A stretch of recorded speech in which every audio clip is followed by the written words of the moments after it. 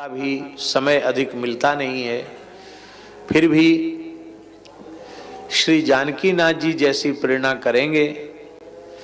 और ये तीर्थराज प्रयाग तो हम लोगों के लिए बहुत ही पुण्य भूमि है। उसका कारण है कि हमारे सनातन धर्म के जो पूज्य पूर्वाचार्य चरण हुए हैं उनमें प्रायः सब दक्षिण भारत में प्रकट हुए।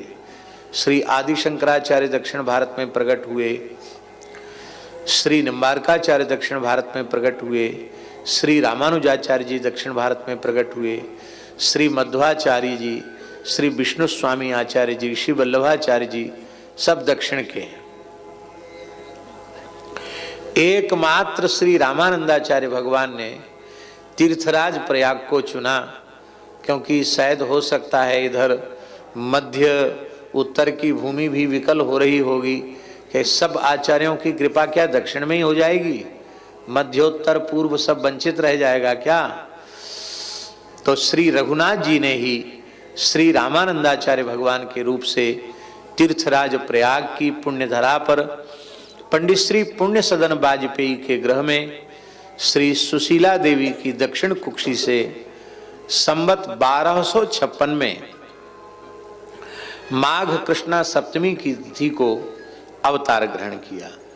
कई बार लोगों को होता है कि संवत 1256 ऐसा आप क्यों बोलते हैं, क्योंकि कुछ लोग संवत 1356 उनका कार्यकाल आविर्भाव काल मानते हैं। लेकिन क्या है, बड़ी विनम्रता पूर्वक हम निवेदन कर रहे हैं कि श्री रामानंदाचार्य जी का जो आविर्भाव काल है उसके ठीक से विचार करने के लिए उनके काल के आचार्यों का विचार करना पड़ेगा।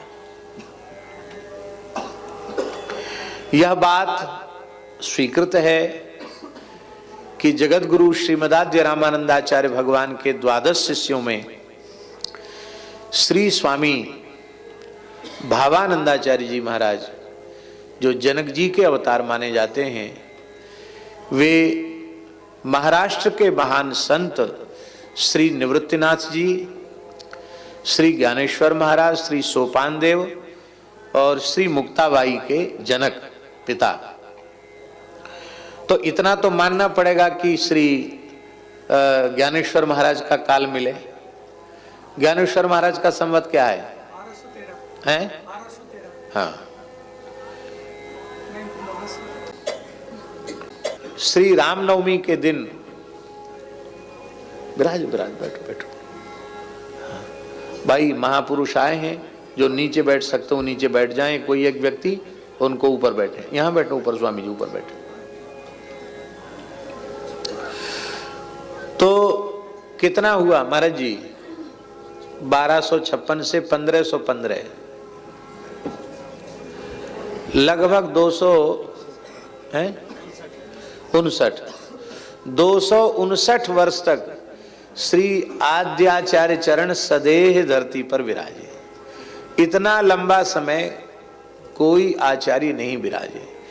इसीलिए उनके शिष्य परंपरा में महाराज जी ऐसे भी शिष्य हुए, 3-3, 4-4 पीढ़ी उनके सामने शिष्य प्रशिष्यों की होगी। दीर्घ काल तक स्वामी जी रहे। एकाध शिष्य तो ऐसे हुए कि पूर्व जन्म में उनके शिष्य थे, पर द्वारा जन्म लेकर शिष्य हुए।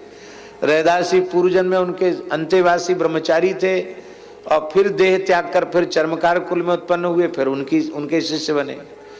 ऐसे भी हुए कि उनके एक जन्म लेने के बाद फिर दूसरा जन्म लेके उन्हीं के शिष्य बन गए। तो ये बहुत बड़ा कार्य श्री रामानंदाचार्य भगवान ने किया। सर्वे प्रपत्तिर अधिकारिण सदा कह करके सभी जीवों को भगवत शरणागति के द्वार उन्होंने खोल दिए। श्री मलुकदास जी महाराज भी इसी तीर्थराज प्रयाग के क्षेत्र में गंगा के तट पर बसे हुए कड़ा मनकपुर गांव में प्रकट हुए संवत 1631 में। तो कहने का आशय यह है कि तीर्थराज प्रयाग हम सबके पूज्य आचार्य चरण की प्रादुर्भाव भूमि होने के कारण तीर्थराज प्रयाग होने से तो उसकी विशेष महिमा है ही, पर हमारे आचार्य चरण वहां प्रकट हुए हैं, इसलिए वह महिमा और हम सब के लिए और भी अधिक अनंत अनंत गुणित हो गई। संयोग की बात है कि श्री मलुकदास जी भी यहीं प्रकट हुए प्रयाग क्षेत्र में, और विलक्षण संयोग है कि ये कुंभ महापर्व का अवसर है। और इस कुंभ महापर्व के अवसर में भी और अधिक सुंदर बात है कि श्री रामानंदाचार्य भगवान का जयंती महोत्सव माघ कृष्णा सप्तमी को हम लोग यहीं मनाने वाले हैं। तो कितनी बढ़िया बात है, आचार्य चरण के प्रादुर्भाव का उत्सव आचार्य चरण की प्रादुर्भाव भूमि में हम लोग मनाएंगे। हमारे यहाँ मलुक पीठ में मंदिर में श्री रामानंदाचार्य भगवान की प्राचीन प्रतिमा विराजमान है। इतने मधुर स्वरूप हैं, त्रिदंड लिए हुए। तो वो तो प्राय नहीं आते कुंभ में, लेकिन इस बार हम इसलिए उनको प्रार्थना करके लाए हैं कि जिसमें उनका पंचामृताभिषेक और उत्सव हम लोग बढ़िया से मनाएंगे। तो अब अधिक समय न लेते हुए, भूमिका तो हो गई, अब